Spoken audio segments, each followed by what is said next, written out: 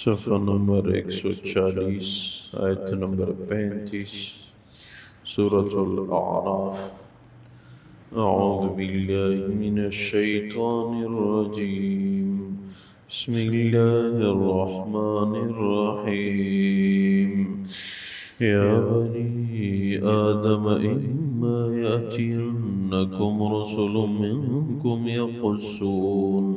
يقصون عليكم آياتي فمن اتقى وأصلح فلا خوف عليهم ولا هم يحزنون۔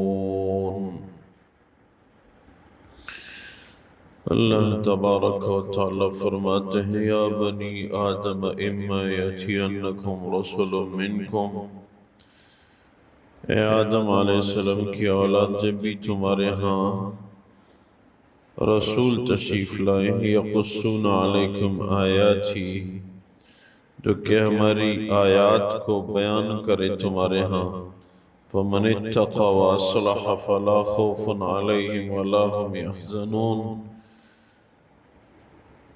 پھر جس نے ایمان لا کے تقوی اختیار کیا اور اپنی اصلاح کی، اس کو کوئی خوف نہیں ہوگا اور نہ اس کو کوئی پریشانی ہوگی۔ والذین کذبوا بآیاتنا واستکبروا عنہا، وہ لوگ جنہوں نے ہماری آیات کو جھٹلایا اور تکبر کیا، اولئک اصحاب النار هم فیہا خالدون، یہی لوگ دوزخ والے ہیں، ہمیشہ اس میں رہیں گے۔ فمن اظلم ممن افترى علی اللہ کذبا او کذب بآیہ، کون بڑا ظالم ہے اس آدمی سے جو اللہ کی ذات پہ جھوٹ باندھے یا اس کی آیات کو جھٹلائے۔ اولئک ینالہم نصیبہم من الکتاب، ان کو اپنا لکھا ہوا بدلہ ملے گا، حتی اذا جاءتہم رسولنا یتوفونہم، یہاں تک جب ان کے ہاں ان کی روح کھینچنے کے لیے ہمارے فرشتے آئیں گے، قالوا این ما کنتم تدعون من دون اللہ، تو فرشتے کہیں گے کہ کہاں ہے وہ باطل معبود جن کی اللہ کے سوا تم پوجا کرتے تھے۔ قالوا ضلوا عنا، وہ کہیں گے کہ وہ ہم سے گم ہو گئے۔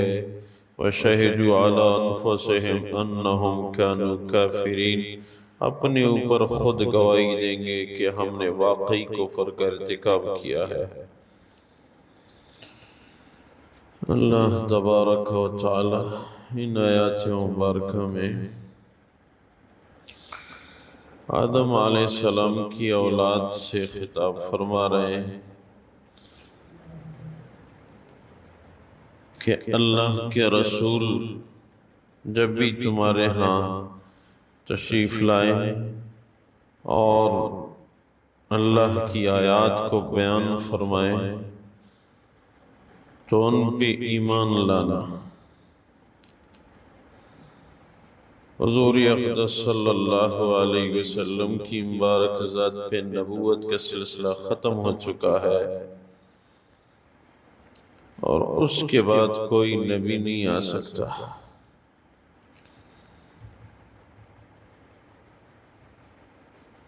اور جو اللہ کی ذات پہ جھوٹ باندھے، اس سے بڑا ظالم کون ہو سکتا ہے؟ ان کو اپنا بدلہ یعنی عذاب ضرور ہوگا۔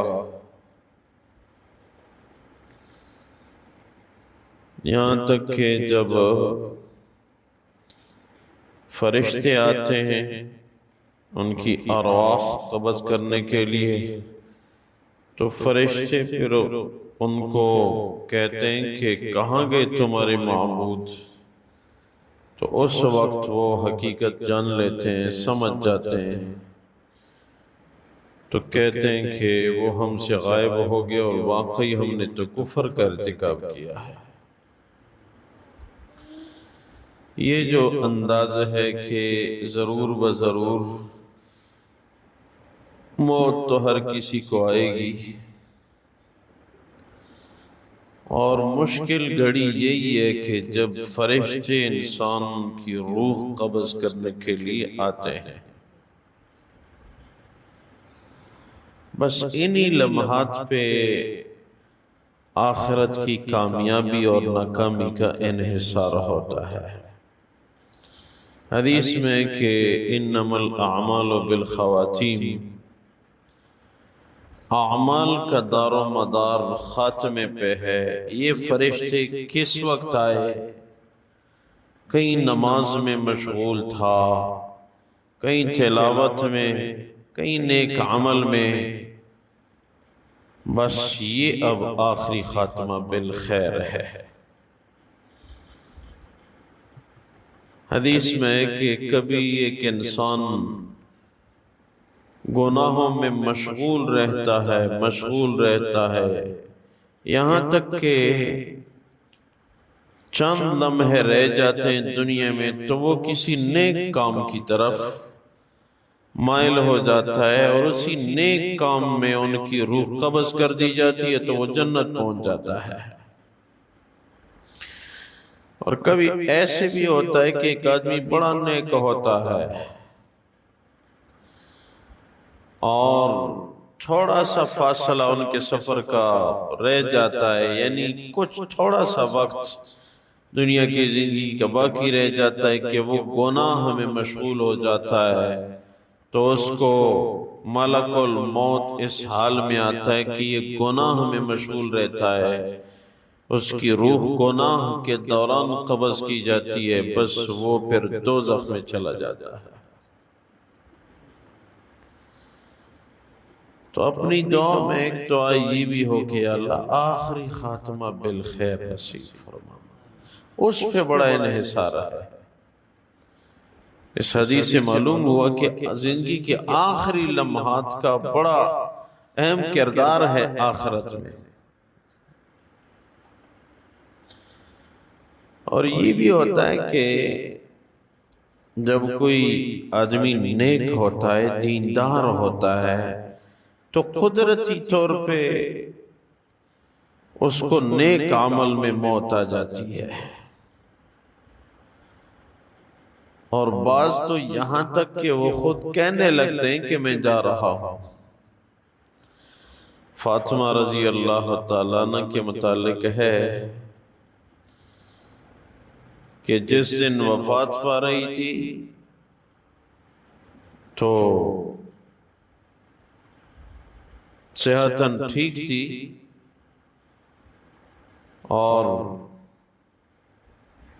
فرمانے لگی کہ میرے لیے صاف ستھرا پانی لاؤ، میں غسل کرنا چاہتی ہوں۔ غسل سے فارغ ہو گئی، اچھے کپڑے پہننے لگی، اس کے بعد اپنے گھر کے صحن میں آ گئی اور مسنون انداز سے لیٹ گئی اور فرمانے لگی کہ میں دنیا سے جانے والی ہوں، یاد رکھنا، اور اس کی روح پرواز کر گئی۔ ایسے بھی ہوتا ہے۔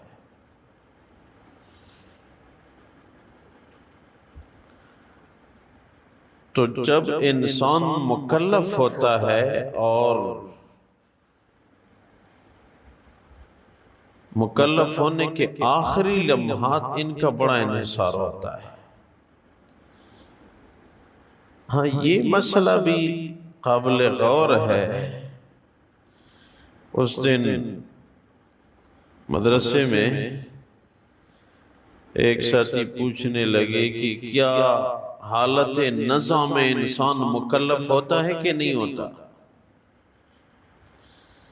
حالت نزع میں اگر کوئی برا بلا کہے، زبان سے کچھ ایسی بات جو غیر شرعی ہو، کیا یہ باتیں ریکارڈ کی جاتی ہیں؟ فرشتوں کی ڈیوٹی لگی رہتی ہے کہ نہیں؟ بس دنیا کا نظام ان کا ختم ہو چکا ہے۔ تو حالت نزع جو ہے اس کو کہتے ہیں جب انسان کی روح نکلنی شروع ہو جاتی ہے۔ اس وقت انسان کو ملک الموت نظر آتا ہے، دیگر فرشتے نظر آتے ہیں، تو جیسی فرشتے نظر آنے لگتے ہیں تب تو حالت نزع شروع ہو جاتی ہے۔ اور اس وقت انسان شرعاً مکلف نہیں ہے۔ ٹھیک ہے، اس کے خاتمے کے اعتبار سے جو کچھ اس نے کہا وہ کہا، لیکن شرعاً وہ مکلف ہے نہیں۔ اس نے موت کے فرشتے دیکھنے کے بعد اگر کوئی ایسی باتیں زبان سے نکل گئی کہ وہ ناجائز باتیں تھی، شرعاً درست نہیں تھی، تو ان باتوں کا مواخذہ نہیں ہوگا۔ مکلف ہونے کا وقت ختم ہو چکا ہے۔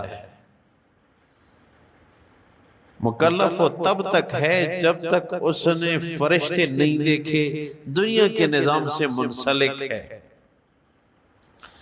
اب جب ملک الموت آ جاتا ہے، اب یہ دنیا میں نہیں رہ سکتا، اب اس کی دنیا کا نظام ختم ہو چکا ہے۔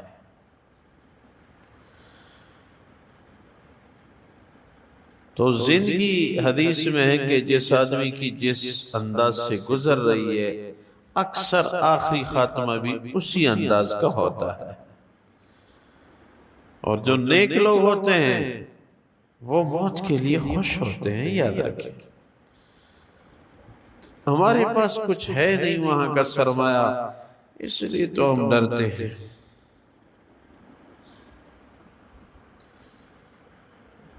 داؤد علیہ السلام کے متعلق لکھا ہے کہ گھر میں تھے، دروازے بند تھے، جب دیکھا تو ایک آدمی گھر کے صحن میں کھڑا ہے۔ کیسے آ گئے میرے گھر میں؟ کس نے آپ کو اجازت دی ہے؟ کہاں سے ہو کے آئے ہو؟ انبیاء کے ساتھ تو ملک الموت کا انداز بھی الگ ہوتا ہے۔ اس نے کہا کہ اس گھر کے مالک نے مجھے کہا ہے کہ آؤ۔ وہ تو انبیاء تھے، سمجھ گئے کہ بس مالک حقیقی نے اس کو کہا ہے کہ آؤ، تو یہ اور کوئی نہیں ہو سکتا، یہ ملک الموت ہی ہے۔ تو فرمایا ٹھیک، میں تو آپ کے انتظار میں تھا۔ گلے لگایا، اس کو گلے لگایا، میں تو آپ کے انتظار میں تھا۔ ایک اللہ والے کے متعلق مشہور ہے نا کہ وہ کافی عرصے سے بیمار تھا، کچھ علماء نیک لوگ اس کی وہ بیمار پرسی کے لیے گئے، تو لوٹتے وقت ایک ساتھی نے کہا کہ بھئی دعا فرمائے اللہ ان کو صحت دے۔ اس نے کہا کہ میرے لیے صحت کی دعا مت کرنا، 70 سال میری عمر ہے اور صبح کو سردی ہے، گرمی ہے، تو بھی نماز پڑھنی ہے، دنیا تو مشقت ہے، مجھے مت روکو، مجھے جانے دو،